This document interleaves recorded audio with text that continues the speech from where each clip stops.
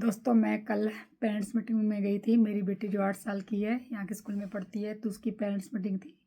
तो उस मीटिंग में मैं गई थी, पर मैं अपॉइंटमेंट लेना भूल गई थी। तो मुझे ये था कि मैं अपॉइंटमेंट लेना भूल गई हूँ, तो अब क्या होगा। तो फिर कल मैं इसके स्कूल टाइम में गई और मैंने टीचर से पूछा कि मेरे पास कोई अपॉइंटमेंट नहीं है तो मैं अब क्या कर सकती हूँ। तो उनके टीचर ने मुझे बहुत ज़्यादा सपोर्ट किया और उन्होंने कहा था कोई बात नहीं, अभी भी हमारे पास अपॉइंटमेंट आप ले सकते हैं। तो उन्होंने मुझे अपना टाइम दिखाया कि हमारे पास ये टाइम है आपके अपॉइंटमेंट के लिए, आप किसी भी टाइम आ सकते हैं। तो फिर मैंने उनके टाइम के अनुसार अपॉइंटमेंट ली, जो कि मुझे बहुत अच्छा लगा कि मैं अपॉइंटमेंट लेना भूल गई हूँ, फिर भी उन्होंने मुझे अपॉइंटमेंट दी। नमस्कार दोस्तों, तो आप सब कैसे हैं? उम्मीद है आप सब ठीक होंगे। तो आपका स्वागत है एक मेरे नए व्लॉग में। और अभी थोड़ा घूमने निकलने हैं। आज का मौसम काफ़ी अच्छा है। मैं आपको यहाँ के मौसम के बारे में बताती रहती हूँ। जैसे आपको पता है कि यहाँ पे विंटर सीजन चल रहा है और अभी आज तो धूप निकली हुई अच्छी और हवा भी नहीं चल रही है, तो थोड़ा सोचा घूमने निकल लें।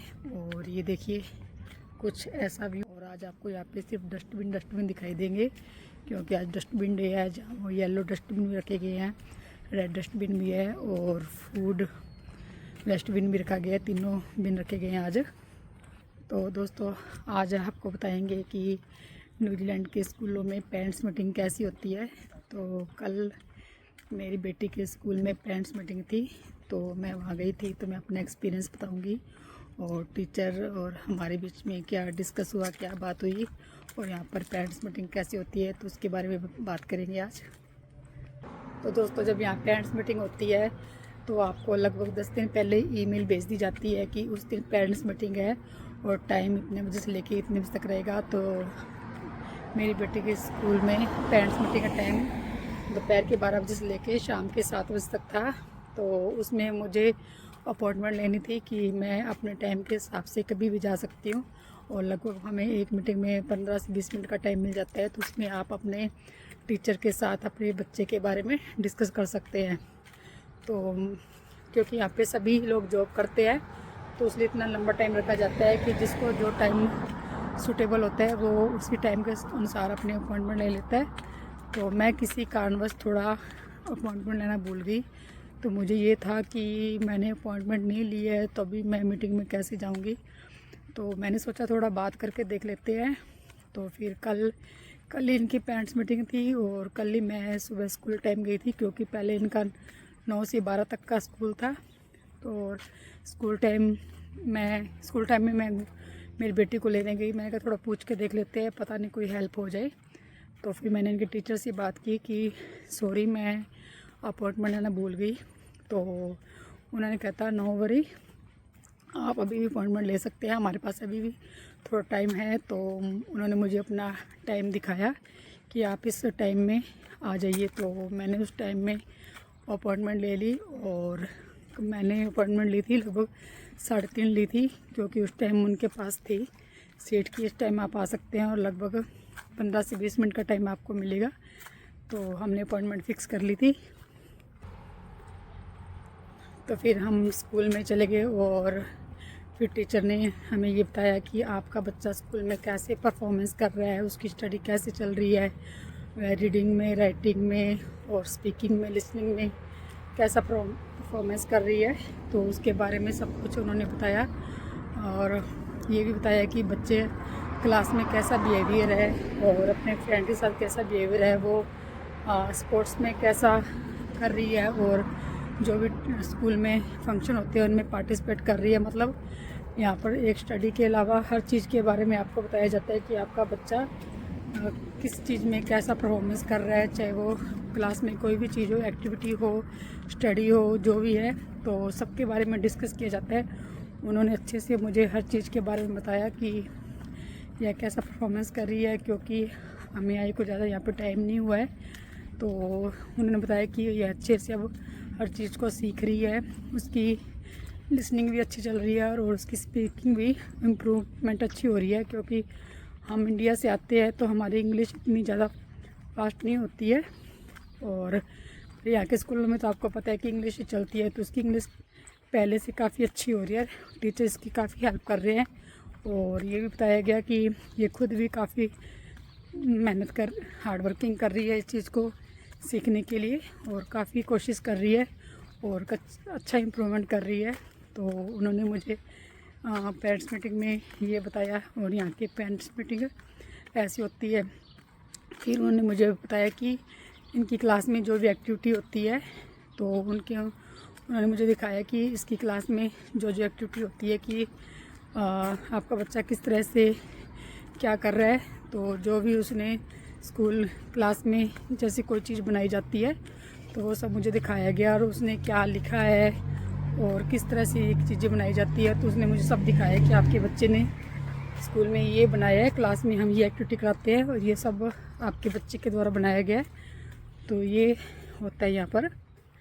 और फिर उसके बाद मुझे ये इसका रिपोर्ट कार्ड दिया गया, और इस रिपोर्ट कार्ड में सब कुछ लिखा गया है कि आपका बच्चा किस तरह से परफॉर्मेंस कर रहा है। कोई भी जो भी सब्जेक्ट इनको पढ़ाए जाते हैं, जो मैथ है, इंग्लिश है और राइटिंग रीडिंग जो भी है, तो आपका बच्चा कैसे परफॉर्मेंस कर रहा है इस रिपोर्ट कार्ड में सब कुछ लिखा गया है। मतलब इसमें मतलब परफॉर्मेंस कैसा है, और किस में मतलब ये बच्चा वीक है और किस में अच्छा परफॉर्मेंस कर रहा है। तो इस रिपोर्ट कार्ड में सब कुछ लिखा गया है, और इसमें ये लिखा गया है कि जो बच्चे में थोड़े वीक चीज़ें, मतलब कि जो चीज़ें जिस चीज़ में बच्चा थोड़ा पीछे रह रहा है, तो उसमें हम इसको कैसे आगे ले जा सकते हैं। तो इसके बारे में रिपोर्ट कार्ड के बारे में बताया गया, साथ में मेरे साथ डिस्कस भी किया गया। कोई ये चीज़ें अपने इसको थोड़ा मिलके ही करा सकते हैं, जैसे अब कुछ हम स्कूल में करा रहे हैं, कुछ आप थोड़ा बहुत घर पर भी हेल्प करा लीजिए। जैसे अब इसकी रीडिंग थोड़ी राइटिंग थोड़ी सी कम चल रही है, तो आप इसको ऐसी स्टोरी पढ़ाइए जिसमें इसमें बच्चे का इंटरेस्ट हो, या ऐसी चीज़ें पढ़ाइए जो बच्चे को इंटरेस्टिंग लगे, अच्छा लगे। तो आप इसमें रीडिंग करा सकते हैं, और राइटिंग में आप ऐसे इसको वर्ड दीजिए जो इसको अच्छा लगे, और जैसे धीरे धीरे से बच्चे का इम्प्रूवमेंट अच्छा हो। तो ऐसा डिस्कस, फिर सब कुछ उन्होंने बताया कि बच्चे के बारे में सब कुछ बताया। फिर उन्होंने कहा कि अब आपके क्वेश्चन बताइए कि आपको जो भी प्रॉब्लम है और आप क्या चाहते हैं कि बच्चों को क्या करवाया जाए, और आपकी जो भी क्वेश्चन है, आपकी प्रॉब्लम है तो आप बता सकती है। तो मैंने उनके साथ डिस्कस किया कि ये चीज़ें हो, तो वो इस चीज़ से एग्री हुए कि हाँ ऐसा करेंगे। और ये उन्होंने ये भी बताया कि बच्चा प्रॉब्लम सॉल्व कैसे करता है, जो हम पढ़ा रहे हैं उसका वो कैसे यूज कर रहा है। तो इन चीज़ों के बारे में यहाँ पर डिस्कस हुआ। तो यहाँ की पेरेंट्स मीटिंग ऐसी होती है कि आपको स्पेशल टाइम दिया जाता है 15 से 20 मिनट का, और इसमें आपको अच्छे से बताया जाता है, और बच्चे को भी पास में थोड़ा बिठा लिया जाता है अगर ज़रूरत हो तो, कि आपके बच्चे से पूछ लीजिए कि आप उसको कोई भी प्रॉब्लम हो रही है। तो इस तरह से यहाँ का सिस्टम ऐसा रहता है। तो आप दोस्तों, आपको यहाँ के पेरेंट्स मीटिंग का सिस्टम कैसा लगा मुझे कमेंट में ज़रूर बताइए। अभी थोड़ा और घूमने चलते हैं बाहर, धूप काफ़ी अच्छी है और थोड़ा घूमने का और मन हो रहा है। साथ में हम इसके बारे में और डिस्कस करेंगे।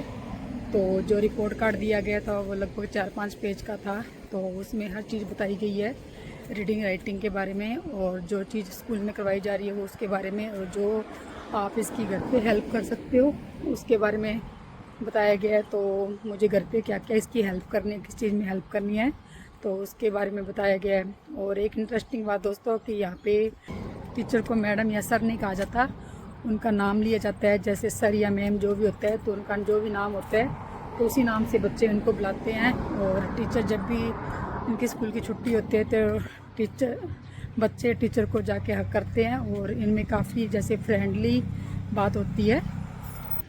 तो यहाँ पर स्टूडेंट और टीचर बिल्कुल फ्रेंडली तरीके से रहते हैं, और बच्चे को कोई भी प्रॉब्लम होती है तो बच्चा आराम से जाके अपने टीचर से बिना डरे हुए सब कुछ बता सकता है। तो कुछ ऐसा सिस्टम रहता है यहाँ के स्कूलों में, यहाँ की पेरेंट्स मीटिंग का जो मैंने आपको बता दिया है। तो आप मुझे बताइए कि आपको ये सिस्टम यहाँ का कैसा लगा। और यहाँ पर लगभग विंटर सीजन हो या समर सीजन हो, स्कूल टाइम सेम ही रहता है। तो इस टाइम यहाँ का स्कूल टाइम 9 से 3 है। तो विंटर सीजन चल रहा है तो अभी भी 9 से 3 है, और समर सीजन में भी ये टाइम रहता है। जैसे हमारे इंडिया में टाइम चेंज होता है, लेकिन यहाँ पर लगभग यहाँ पर टाइम सेम ही रहता है विंटर और समर सीजन में। और यहाँ पर जैसे 2 ब्रेक टाइम होते हैं यहाँ के स्कूलों में, तो उसी हिसाब से हम इनको लंच भेजते हैं कि 2 बार ब्रेक टाइम होता है। और उसी ब्रेक टाइम में अपना खाना खा के बच्चे यहाँ पर खेलते हैं। तो बच्चों के खेलने के लिए तो ब्रेक टाइम होते हैं, तो उसी ब्रेक टाइम में बच्चे खाना खा के और खेलते हैं, और फिर उनको क्लास में पढ़ाया जाता है। तो कुछ ऐसा सिस्टम रहता है।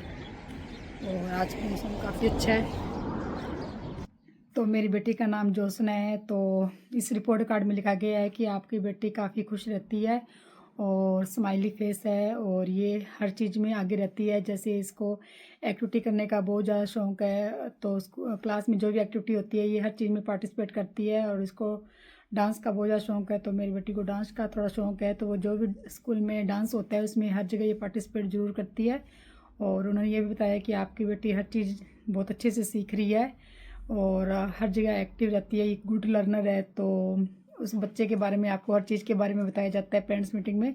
और रिपोर्ट कार्ड में भी ये लिखा गया है, रिपोर्ट कार्ड में आपको सब कुछ बता दिया जाता है कि आपका बच्चा जब तक स्कूल लगा है तो उसने क्या क्या परफॉर्मेंस किया है और उसकी एक्टिविटी कैसी चल रही है, तो सब कुछ पेरेंट्स मीटिंग में बताया जाता है। और उसकी अटेंडेंस कितनी है स्कूल में और वह कितने दिन लेट आया है, आपको एक एक चीज़ के बारे में इस रिपोर्ट कार्ड में बताया जाता है। तो आपको ये रिपोर्ट कार्ड की हार्ड कॉपी भी दे दी जाती है और आपको मेल भी भेज दी जाती है। तो मुझे तो इसकी हार्ड कॉपी मिली है, तो जो मैंने आपको बताया है तो कुछ ऐसा सिस्टम रहता है यहाँ पर।